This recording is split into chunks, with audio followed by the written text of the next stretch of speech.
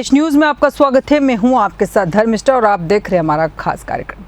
वे होते हैं प्रशासन के स्तंभ, जनता के सेवक, जिन पर देश का सिस्टम चलता है।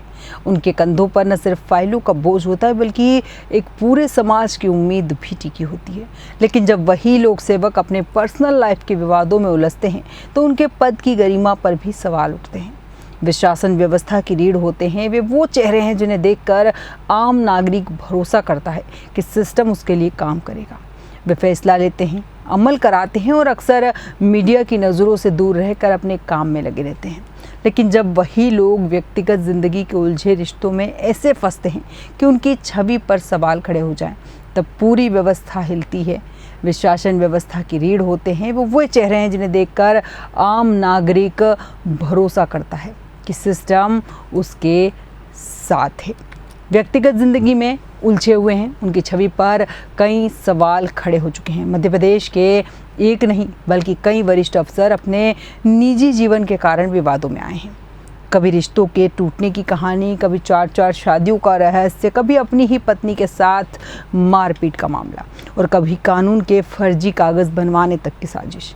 इन सब के बीच एक सवाल लगातार उठता रहा कि क्या एक लोकसेवक का निजी जीवन भी सार्वजनिक जवाबदेही से अलग नहीं हो सकता। 1 जून को मुख्यमंत्री मोहन यादव ने सोशल मीडिया पर एक टिप्पणी की जो आग की तरफ फैली। उन्होंने कहा कि राज्य के कुछ अधिकारियों का बर्ताव लोकसेवा की गरिमा के खिलाफ है और उन पर तत्काल कार्रवाई की जा रही है। उसी दिन 4 वरिष्ठ पुलिस अधिकारियों का तबादला कर दिया गया। इन अफसरों में कटनी के एसपी अभिजीत रंजन का मामला सबसे अधिक चर्चित रहा। उन पर आरोप था कि उन्होंने एक तहसीलदार और उनकी एसडीओपी पत्नी के बीच पारिवारिक विवाद में दखल दिया। तहसीलदार शैलेंद्र शर्मा का कहना था कि एसपी ने उनकी पत्नी को प्रभावित किया और उनके परिवार को तोड़ने की कोशिश की। दूसरी तरफ पत्नी ख्याति मिश्रा ने अपने पति पर हिंसा और मानसिक प्रताड़ना के आरोप लगाए और एसपी अभिजीत रंजन ने सभी को पारिवारिक मामला कहकर टाल दिया। ये घटना अकेली नहीं थी। इसके बाद जब ब्यूरोक्रेट्स की पिछली घटनाओं की पड़ताल हुई तो परत दर परत खुलती गई। बालाघाट के तत्कालीन एसपी नागेंद्र सिंह का स्थानांतरण हुआ। उनकी पत्नी और स्वयं आईपीएस अधिकारी वाहिनी सिंह ने उनके खिलाफ डीजीपी से शिकायत की। हालांकि नागेंद्र सिंह का कहना था कि उनका ट्रांसफर रूटीन प्रक्रिया के तहत हुआ, लेकिन वाहिनी सिंह का रवैया कुछ और ही इशारा कर रहा था। जब उनसे पूछा गया तो उन्होंने बस इतना कहा कि जो कहना था वो उन्होंने वरिष्ठ अधिकारियों को कह दिया। बात यहीं तक नहीं रुकी। उज्जैन के तत्कालीन कलेक्टर नीरज सिंह का मामला भी सुर्खियों में आया। एक रात अचानक पुलिस उनके घर पहुंची। एसपी खुद मौजूद थे। सूत्रों के मुताबिक कलेक्टर और उनकी पत्नी के बीच घरेलू विवाद की खबर थी। कलेक्टर ने इसे पारिवारिक मामला बताया, लेकिन ये स्पष्ट था कि ये मामला प्रशासनिक दायरे से बाहर नहीं रहा। परिणाम स्वरूप उन्हें केवल 16 महीनों में ही हटाना पड़ा। भोपाल में आईएएस मोहित बुंदस के खिलाफ उनकी पत्नी शोभना मीणा ने गंभीर आरोप लगाए। खुद शोभना आईआरएस अधिकारी है और उनके शिकायत के मुताबिक ससुराल वालों ने उन्हें न केवल मानसिक रूप से प्रताड़ित किया बल्कि उन्हें अपनी यूपीएससी इंटरव्यू तक में भाग लेने से रोक दिया गया। वे घर से भागकर इंटरव्यू देने पहुंची। उन्होंने अपने पति, सास और 2 नंदों के खिलाफ केस दर्ज कराया। ये मामला सिर्फ घरेलू हिंसा का नहीं था बल्कि इसमें करियर बाधा डालने और महिला सम्मान की भी गूंज थी।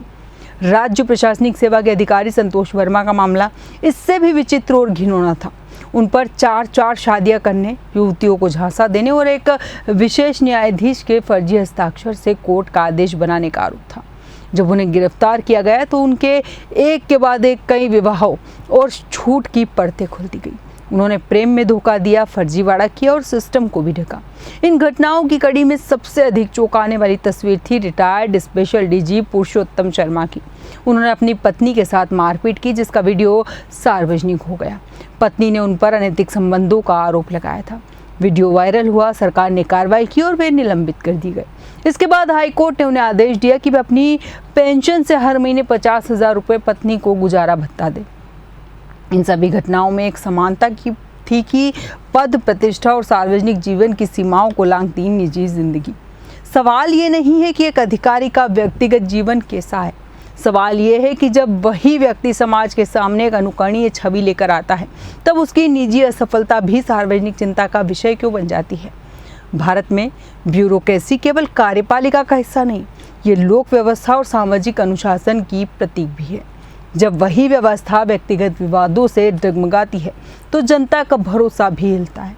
कई विशेषज्ञों का मानना है कि हर व्यक्ति को निजता का अधिकार है, लेकिन जब कोई व्यक्ति उच्च पद पर होता है तो उसकी निजी जिंदगी भी एक सीमा तक जवाबदेही में आ जाती है। अगर कोई अफसर अपने पद का दुरुपयोग कर अपने रिश्ते निभा रहा हो या तोड़ रहा हो तो वो न केवल एक इंसान के तौर पर दोषी है बल्कि एक लोक सेवक के रूप में भी। ये घटनाएं केवल व्यक्तिगत नहीं, ये दर्शाती है कि कैसे पावर और पद की ऊंचाई अगर नियंत्रण से बाहर हो जाए तो व्यक्ति के साथ पूरा सिस्टम हिल जाता है।